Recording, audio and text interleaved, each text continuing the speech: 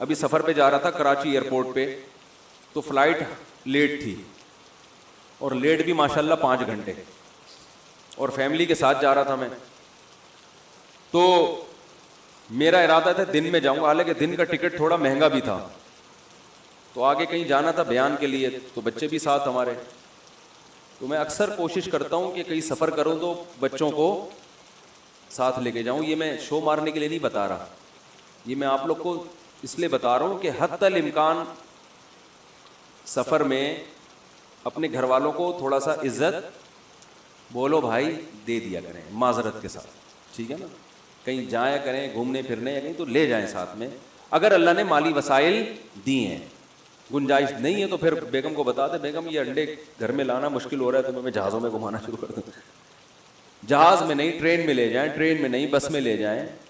تو بالکل جو ہے نا, جب سے شادی ہوتی ہے بس وہ ایک دفعہ ہنی مون کا ایک رواج ہے, اس کے بعد سے وہی تعلقات جو خراب ہونا شروع ہوتے ہیں وہ اب لطیفے بنے ہوئے لوگوں کے. ایک آدمی کی نئی نئی شادی ہوئی, ہنی مون پہ گیا لے کے بیوی کو, تو دلہن ابھی نئی نئی دلہن تھی, تو ٹھوکر لگی ہے تو ایک دم پاؤں اس کے دیکھ رہا ہے کہ چوٹ تو نہیں لگی. کوئی ظاہر ہے ڈینٹنگ پینٹنگ کا کوئی کام نہ کروانا پڑے نا مجھے, کوئی ایسا نہ ہو بالکل نئی نویلی جیسے گاڑی جب شو روم سے آتی ہے تو کیسا کیئر کی جاتی ہے نا.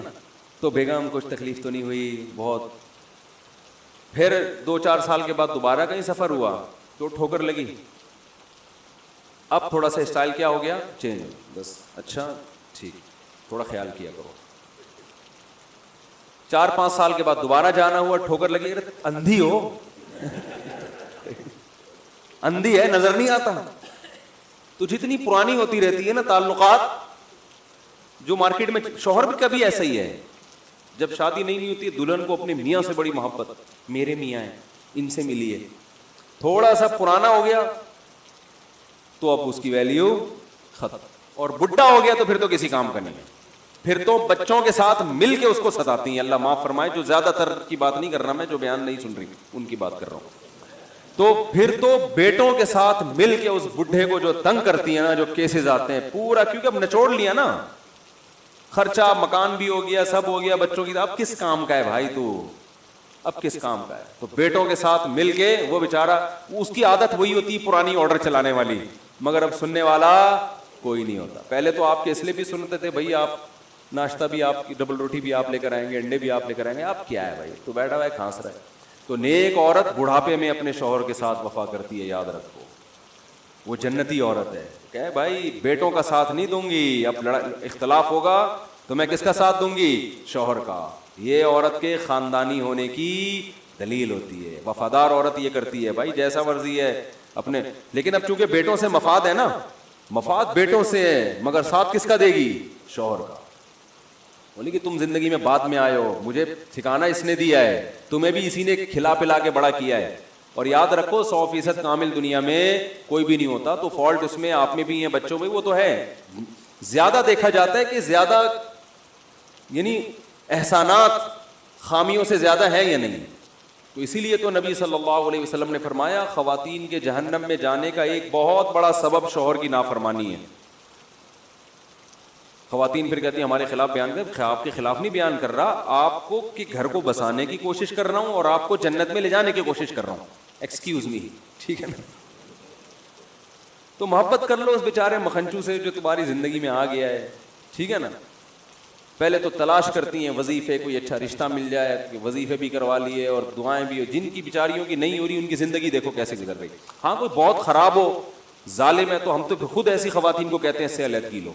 پھر ہم اس مرد کی حمایت نہیں کرتے جو اپنے بیسک حقوق ہی ادا نہیں کر رہا, خام خامے گھر میں چنگیز خان کی طرح داخل ہوتا ہے, بات ہی نہیں کرتا. بعض لوگ ایسے بھی ہوتے ہیں بچوں کو پیار نہیں کر رہے, ان کو ٹائم نہیں دے رہے. تو میں سفر پہ جا رہا تھا تو بچے بھی ساتھ تھے. اب فلائٹ 5 گھنٹے ماشاءاللہ لیٹ, اب بیٹھے ہوئے کہاں جائیں 5 گھنٹے کے لیے. تو بیٹھے بیٹھے پھر میں ایسے موقع پہ فائدہ اٹھاؤں, واٹس ایپ میں جتنے پرانے قبل مسیح کے میسج آئے ہوئے ہیں, کوئی پرانے تعلقات والے, ان سے فون کیا, سارے نمٹا. وہ لوگ بھی کہتے ہیں آج مفتی صاحب کو ہو گیا ہے, آج تو بڑی لمبی گپ شپ لگا رہے ہیں, بات چیت کر رہے ہیں, کبھی فون نہیں اٹھا دیتے, تو سارے ایسے نمٹا دیتا ہوں. تو میں بیٹھا ہوا تھا, ایک خاتون آئی, بالکل ہی لبرل قسم کی خاتون, حلیے سے لگتا ہے نا کہ کوئی زیادہ مذہب کو فالو نہیں کرتی. کیا مفتی طارق مسعود صاحب ہیں؟ میں نے کہا جی ہاں. کہہ رہی ہے میں 2-3 سوال آپ سے پوچھوں گی, لیکن آپ مجھے بتائیں غصہ تو نہیں آئے گا آپ کو؟ میں نے کہا نہیں انشاءاللہ, سوال پہ نہیں آئے گا. اگر کچھ سوال پوچھو تو نہیں آئے گا, اب گالیاں دینا شروع کر دو مجھے تو پھر بھائی کوئی سوال تو کچھ بھی پوچھا جا سکتا ہے نا. کہہ رہی نہیں میں نے بعض مولویوں کو دیکھا ہے ان سے کوئی سوال پوچھو تو ایک دم وہ کفر کا فتویٰ لگا دیتے ہیں. میں نے کہا بھائی آپ نے جو پوچھنا ہے آپ پوچھیں.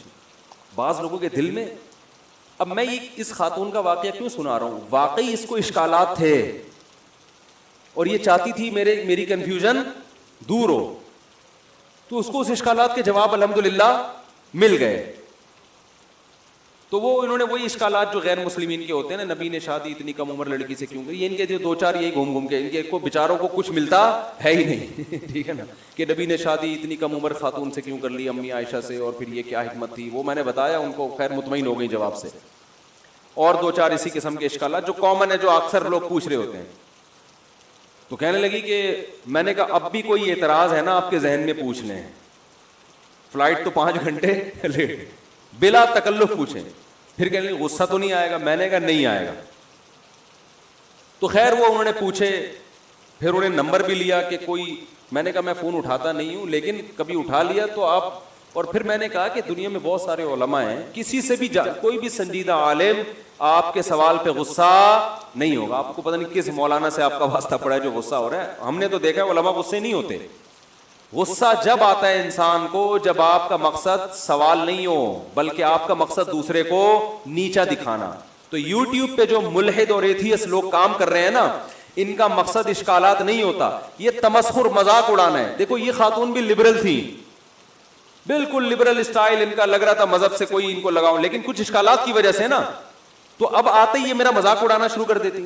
یہ بچے آپ کے ہیں؟ ہاں جی میرے ہیں. یہ کوئی انسانیت ہے؟ 5 بچے تھے میرے ان سے نا, یہ 5 بچے لے کے آپ گھوم رہے ہو, انسانیت ہے؟ بچے 2 ہی اچھے نہیں ہوتے. اور پھر ایک مولوی کی تصویر دکھاتی مجھے, یہ دیکھو اتنی موٹی توند والا, بکرے کھا گئے, اس کا کہتی مفتی صاحب مجھے اس کے بارے میں وضاحت کریں. تو میں وضاحت کرتا, میں کہتا بی بی اپنا راستہ لو بھائی, جاؤ ہمارا ٹائم ضائع نہیں کرو. تو جو آپ کو اسلام کے خلاف جو کچھ ملے گا نا یوٹیوب پہ, اس میں تمسخر کا لہجہ, تمسخر, مذاق, ہنس رہے ہیں, تو یہ صاف اس بات کی علامت ہے کہ آپ دوسروں کو درس دیتے ہو کہ ہم, یہ مولانا لوگ جو ہے نا وہ کیا کرتے ہیں, یہ غصے میں آ جاتے ہیں اور یہ مذاق کرتے ہیں اور یوں کرتے ہیں. بات یعنی ان کو ایٹیٹیوڈ نہیں ہوتے. تو آپ کے اسٹائل سے پتہ چلتا ہے کہ آپ کے پاس دلائل نہیں ہیں, تبھی آپ مولویوں کا بہت مذاق اڑاتے ہیں. مدرسوں پہ الزامات, مولویوں پہ الزامات. وہ اگر کیا بھی ہے کسی مولوی نے تو اسلام نے کوئی ہر مولوی کا ٹھیکہ تھوڑی لیا ہوا ہے بھائی. اسلام نے تو میری بھی ذمہ داری نہیں لی ہے کہ 15ویں صدی میں مفتی طارق مسعود صاحب ہوں گے, وہ بہت نیک ہوں گے. اگر اللہ نہ کرے, اللہ ہم سب کی حفاظت کرے, خدا نہ خواستہ میں کسی گناہ میں مبتلا ہو جاتا ہوں اور آپ دیکھ لیتے ہیں, تو اس کا اسلام سے کوئی تعلق نہیں. اب آپ ویڈیو بنائیے, دیکھو مسلم ایسے ہوتے ہیں, اسلام یہ کہہ, اسلام تھوڑی کہہ رہا ہے بھائی, وہ اس کا اپنا ذاتی معاملہ ہے. تو اس نبی صلی اللہ علیہ وسلم نے فرمایا نا کہ منافق کی 3 نشانیاں ہیں. ان میں ایک علامت آپ نے بتائی کہ جب وہ جھگڑا کرتا ہے, بحث کرتا ہے تو گالیاں دیتا ہے. مجھے یہ حدیث سمجھ میں نہیں آتی تھی, اب سمجھ میں آتی. تمسخر بھی گالیوں کی ایک قسم ہے نا, یعنی دلائل نہیں ہوتے تو الٹے سیدھی ہانکنا شروع کر دیتا ہے.